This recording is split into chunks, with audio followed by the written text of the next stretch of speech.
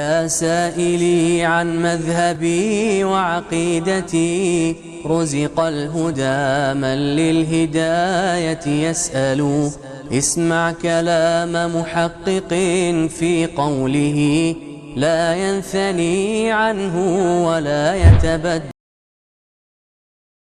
الحمد لله وحده والصلاة والسلام على من لا نبي بعده. أما بعد فأعوذ بالله السميع العليم من الشيطان الرجيم. بسم الله الرحمن الرحيم.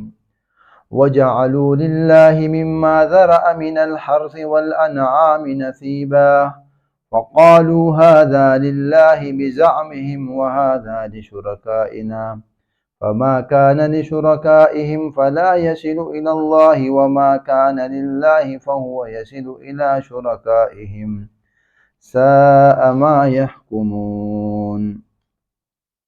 کتاب تقویت الایمان کا 7واں باب، رسم و رواج میں شرک کی حرمت۔ اس باب میں شاہ اسماعیل رحمہ اللہ ایک عنوان باندھتے ہیں، کھیتی باڑی میں شرک کی رسم ہے، یعنی جو چیزیں زمین سے اگتی ہے، غلہ، اناج، پھل، فروٹ اور اسی طرح میوے، جس کو اللہ تعالیٰ نے پیدا کیے ہیں،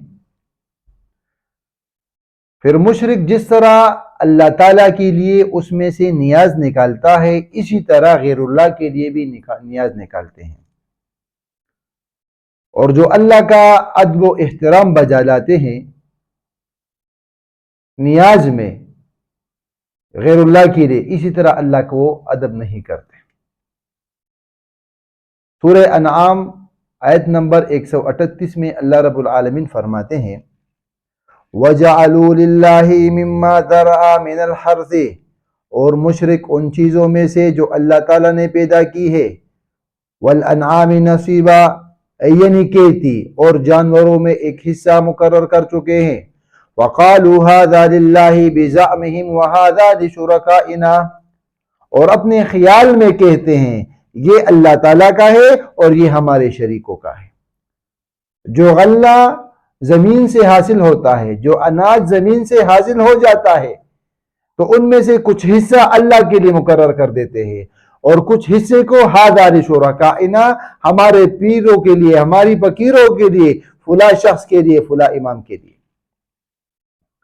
فلا يصل الى الله وما كان لله وهو يصل الى شركائهم، پھر جو ان کے شریکوں کا ہے وہ اللہ تعالیٰ کو نہیں پہنچتا، اور جو اللہ تعالیٰ کا ہے وہ ان کے شرکاء کو مل جاتا ہے۔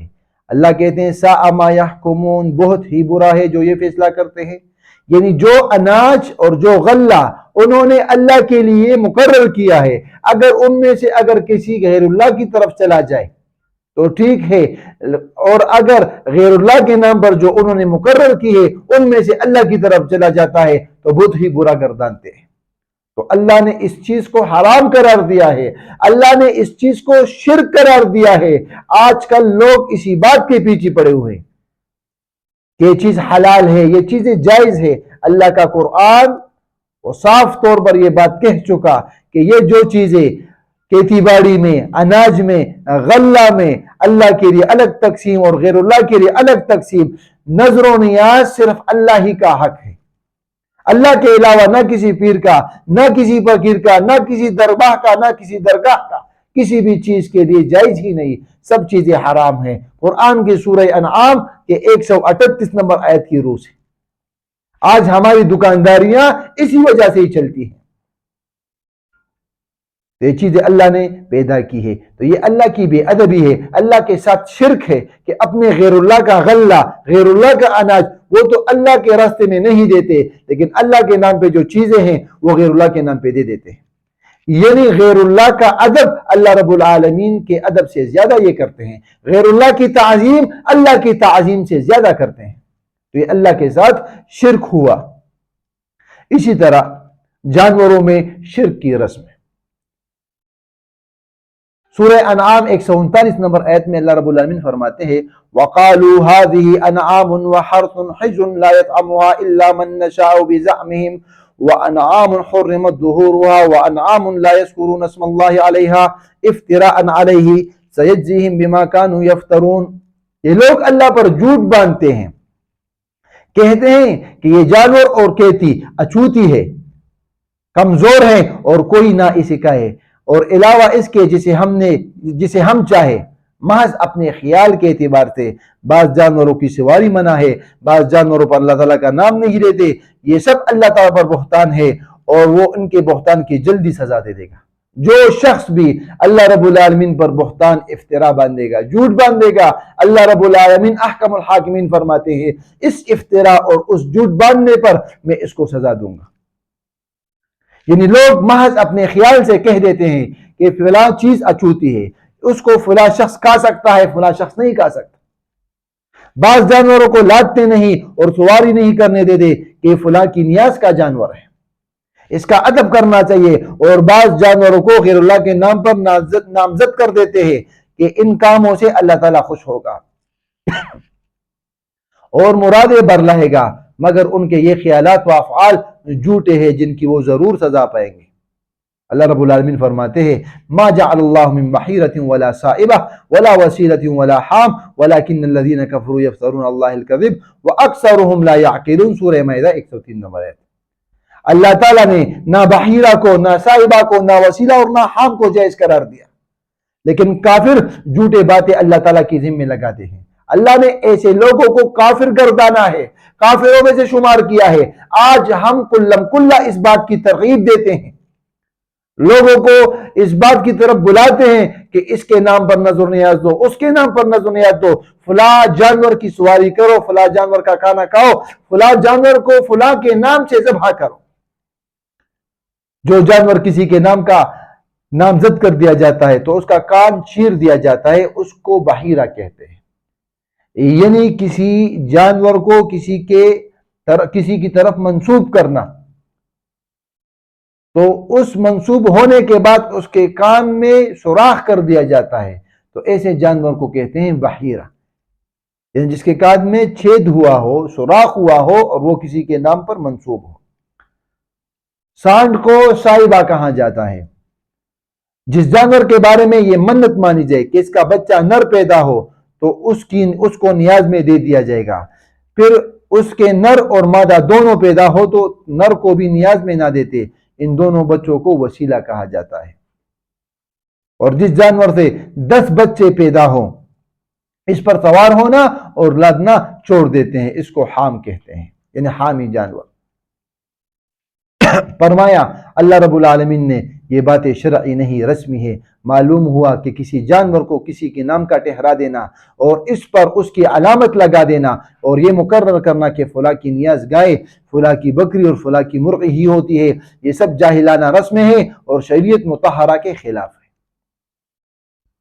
اس وجہ سے علماء فرماتے ہیں کہ قرآن کا ترجمہ ہر مسلمان پر فرض ہے، تاکہ ان کو پتہ ہو کہ یہ پیر، یہ مرید، یہ لوگ اللہ کے نام پر کس طرح لوگوں کو بہکاتے ہیں۔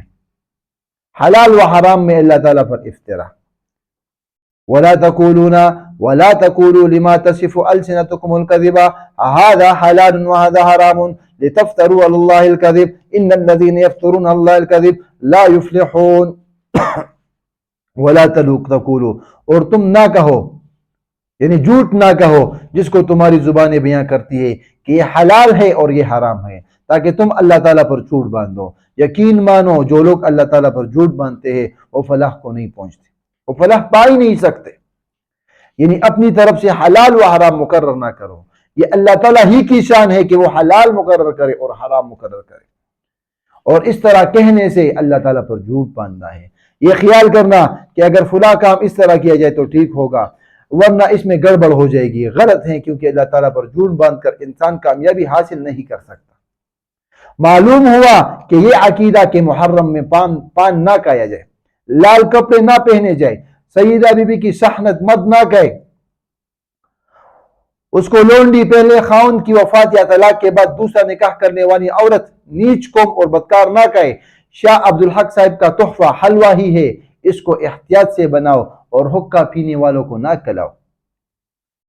شاہ مدار کی نیاز مالیدہ ہے، بو علی کندر کی نیاز، سویاں اور اصحاب کہف کی گوشت روٹی ہے، شادی کے موقع پر فلا فلا اور موت و غمی کے موقع پر فلا فلا رسموں کا انجام دینا ضروری ہے۔